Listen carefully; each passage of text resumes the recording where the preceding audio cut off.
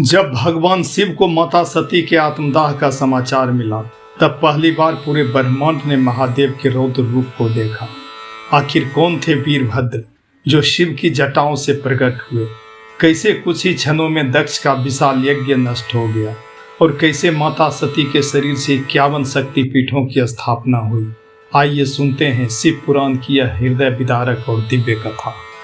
कैलाश पर्वत पर एक गहरा मौन छाया हुआ था। चारों तरफ वातावरण में एक अजीब तरह की खामोशी छाई हुई थी। नंदी और शिवगण रोते हुए भगवान शिव के सामने खड़े थे। उनके मुख से निकला प्रत्येक शब्द महादेव के हृदय को चीर रहा था। नंदी ने कांपते स्वर में कहा, प्रभु, माता सती ने दक्ष के यज्ञ में आपके अपमान को सहन नहीं किया। उन्होंने योगाग्नि द्वारा अपनी देह का त्याग कर दिया। कुछ क्षणों तक भगवान शिव के शांत रहने के बाद अचानक उनकी आंखों से अश्रुओं की धाराएं बहने लगती हैं। पूरा कैलाश ही शोक में डूब जाता है। लेकिन अगले ही क्षण उनका शोक अचानक प्रचंड क्रोध में बदल गया। उनकी जटाएं आकाश में लहराने लगी और उनका तीसरा नेत्र अग्नि के समान प्रज्वलित हो उठा। चारों तरफ प्रलय जैसा खौफनाक मंजर छा जाता है। धरती के कंपन के साथ ही पर्वत भी हिलने लगते हैं। समुद्र में ऊंची ऊंची लहरें उठने लगी। सारे देवतागण अत्यंत ही भयभीत हो जाते हैं। अचानक भगवान शिव ने अपने सिर की एक जटा को क्रोधपूर्वक पृथ्वी पर पटक दिया। उस दिव्य जटा से अग्नि के समान तेजस्वी एक महाबली योद्धा प्रकट हुआ। उसका विशाल शरीर पर्वत के समान था।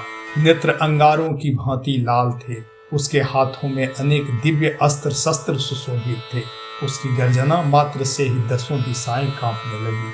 अगले ही पल भगवान शिव ने उसे आदेश दिया, वीरभद्र, जाओ उस यज्ञ को रोक दो। जहां धर्म का अपमान हुआ हो, अहंकार को उसके कर्मों का फल अवश्य ही मिलना चाहिए। वीरभद्र ने हाथ जोड़कर कहा, जैसी आपकी आज्ञा प्रभु।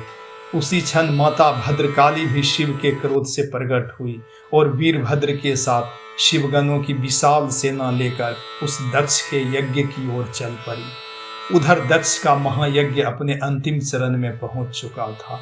सारे देवतागण यज्ञ में बैठे हुए थे। ऋषि मुनि वैदिक मंत्रों का उच्चारण किए जा रहे थे। तभी वातावरण में एक अनजाना भय व्याप्त होने लगा।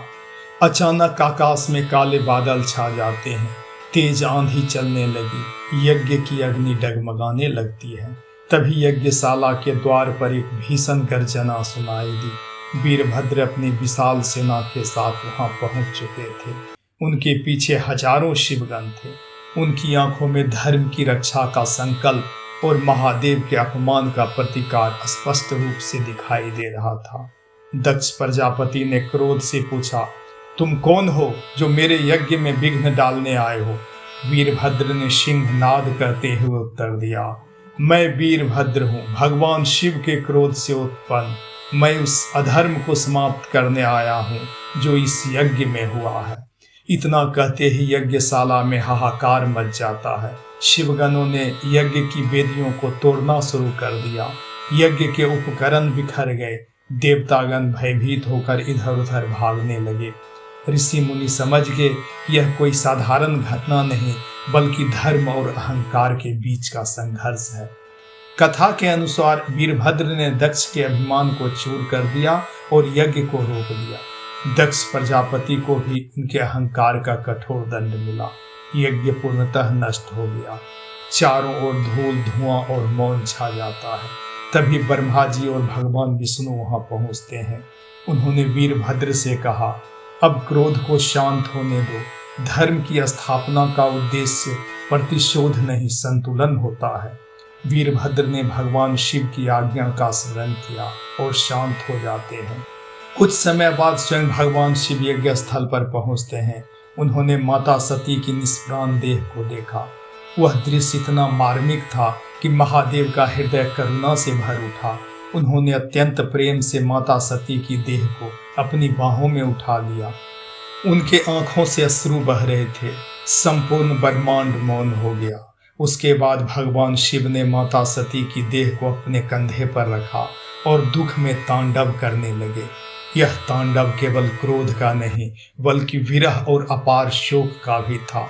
उनके प्रत्येक कदम से धरती कांप उठती, पर्वत टूटने लगे, नदियां उफान मारने लगी। देवताओं को भय हुआ कि यदि यह तांडव चलता रहा तो सृष्टि का संतुलन बिगड़ जाएगा। सभी देवता भगवान विष्णु के पास पहुंचे और प्रार्थना की, प्रभु केवल आप ही इस संकट का समाधान कर सकते हैं। भगवान विष्णु ने गंभीरता से परिस्थिति को समझा। वे जानते थे कि जब तक भगवान शिव माता सती के शरीर का मोह नहीं छोड़ेंगे तब तक उनका शोक समाप्त नहीं होगा। लोक कल्याण के लिए उन्होंने अपना सुदर्शन चक्र प्रकट किया। उन्होंने अत्यंत श्रद्धा और करुणा के साथ सुदर्शन चक्र चलाया। चक्र ने माता सती की देह को अनेक भागों में विभाजित कर दिया। जहां जहां माता सती के अंग, आभूषण या वस्त्र पृथ्वी पर गिरे, वे स्थान सदैव के लिए पवित्र हो गए। बाद की परंपराओं में इन पवित्र स्थानों को 51 शक्ति पीठ कहा गया, जहां आदि शक्ति विभिन्न स्वरूपों में पूजित हुई।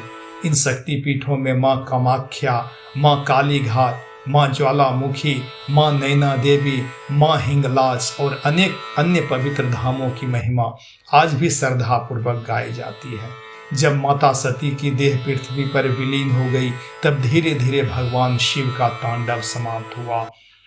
वे गहन विरह में पुनः कैलाश लौट गए और लंबी समाधि में लीन हो जाते हैं। उधर दक्ष प्रजापति को अपने अहंकार पर गहरा पश्चाताप हुआ। उन्होंने भगवान शिव से क्षमा मांगी। शिव जो आशुतोष हैं, अर्थात जो शीघ्र प्रसन्न हो जाते हैं, उन्होंने दक्ष को क्षमा कर दिया। कथा के अनेक संस्करणों के अनुसार भगवान शिव ने दक्ष को पुनः जीवन प्रदान किया और यज्ञ को विधि पूर्वक पूर्ण कराया ताकि धर्म की मर्यादा बनी रहे। लेकिन सती के वियोग का दुख शिव के हृदय में हमेशा बना रहा। युग बीत गए, महादेव पुनः गहन समाधि में लीन हो गए। श्रोताओं, यह कथा हमें सिखाती है कि अहंकार मनुष्य का सबसे बड़ा शत्रु है। साथ ही साथ यह कथा यह भी हमें सिखाती है कि किसी का अपमान, विशेषकर धर्म और सत्य का अपमान, अंततः विनाश का कारण ही बनता है। अगर आपको यह कथा पसंद आई हो तो वीडियो को लाइक करें, अपने परिवार और मित्रों के साथ शेयर करें और ऐसे ही अद्भुत सनातन धर्म की कथाएं सुनने के लिए हमारे चैनल टेल्स विद रंजीत को अवश्य सब्सक्राइब करें। हर हर महादेव, जय सनातन, ओम नमः शिवाय।